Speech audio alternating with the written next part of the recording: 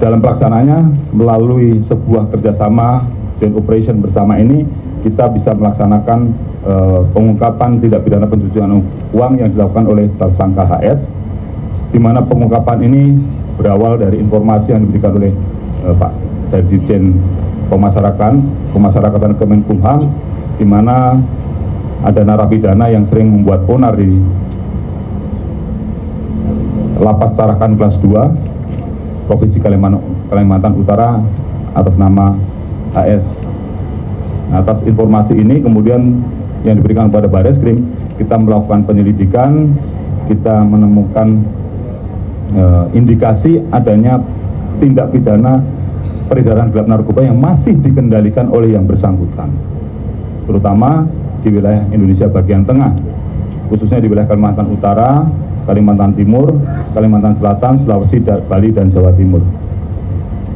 Artinya meskipun di dalam LP, dia masih memiliki kemampuan untuk mengendalikan dan melaksanakan peredaran gelap narkoba.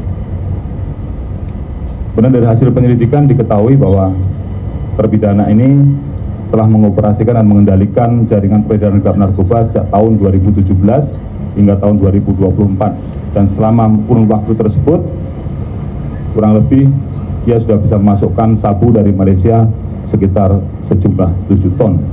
Tentu dalam melaksanakan kegiatan ini, dia dibantu oleh para tersangka lain. Yang pertama adalah inisial TR, berperan sebagai pengelola uang hasil kejahatan. Kemudian inisial MA, sama perannya, pengelola aset hasil kejahatan. Inisial SY, berperan sebagai pengelola aset hasil kejahatan. CA, berperan membantu pencucian uang. AA, berperan membantu pencucian uang. NMY, berperan membantu pencucian uang.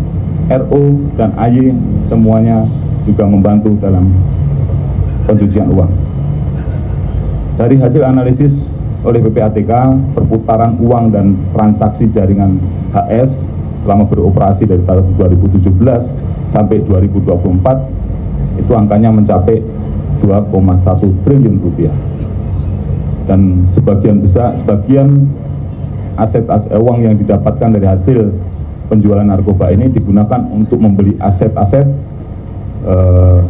narkoba yang sudah bisa kita sita, itu sekitar nilainya 221 miliar rupiah.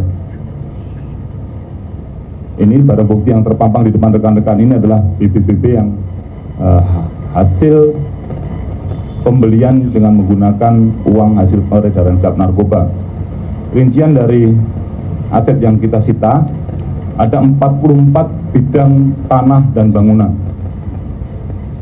21 unit kendaraan roda 4, 28 unit kendaraan roda 2, 6 unit kendaraan laut berupa 4 buah kapal, 1 speedboat dan 1 jet ski, 2 unit kendaraan jenis ATV, all terrain vehicle, 2 buah jam tangan mewah, uang tunai 1,2 miliar rupiah, dan deposito di bank sebesar 500 juta rupiah. Modus operandi tindak pidana pencucian uang yang dilakukan para tersangka ini dilakukan melalui 3 tahapan. Yang pertama adalah penempatan kejahatan dalam rekening-rekening penampung, yang tentunya rekening ini adalah berupa nomine atau merupakan rekening orang lain yang digunakan oleh yang bersangkutan. Kemudian ada layering, tahap pelapisan, melakukan transfer dari rekening penampung ke rekening yang lain juga atas nama orang lain juga. Kemudian yang ketiga, tahap penyatuan atau integration, pembelanjakan uang dari rekening atas nama orang lain tersebut untuk membeli aset-aset, yang akhirnya kita bisa sita sebesar 221 miliar ini. Terhadap para tersangka ini diduga melanggar pasal 3, pasal 4, pasal 5, pasal 6, junto pasal 10 Undang-Undang Nomor 8 Tahun 2010 tentang pencegahan dan pemberantasan tindak pidana pencucian uang dengan ancaman hukuman maksimal 20 tahun penjara dan denda maksimal 20 miliar rupiah. Tentunya dengan pengungkapan ini kita berharap